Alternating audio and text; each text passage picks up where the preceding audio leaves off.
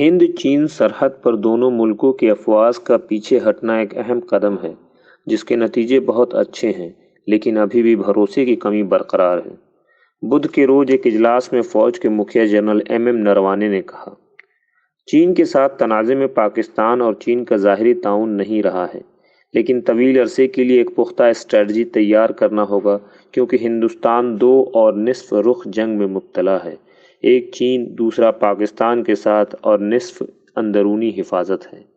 انہوں نے تنازع کو ختم کرنے کے اقدامات کی تائید کیا، اس کے ساتھ کہا کہ یہ کافی نہیں ہے، ہمیں اپنی نظریں جمائے رکھنی ہے اور محتاط رہنا ہے جب تک کہ بدگمانی ختم نہ ہو جائے۔ جنرل نے پاکستان کے ساتھ معاملات پر حوصلے کا اظہار کرتے ہوئے کہا کہ سرحدی تشدد کسی کے لیے نفع بخش نہیں ہوتے۔ چین کی پرانی عادت ہے دھیرے دھیرے آگے بڑھنے کی، جو ان کے مقاصد کو بغیر ایک گولی چلائے حاصل کرنے میں مددگار ہے۔ انہوں نے چین کا جنوبی چین بحرے کی عمل کو ہندوستان کے ساتھ کارگر نہیں بتایا اور کہا کہ اس طرح کا کسی بھی قدم پر مناسب جواب دیا جائے گا۔ انہوں نے بتایا کہ اس معاملے کی ابتدا سے حکومت کا ہر شعبہ، مثلاً سیاسی، سفارتی، دفاعی، نے ساتھ کام کیا اور مقصود نتیجے حاصل کیے۔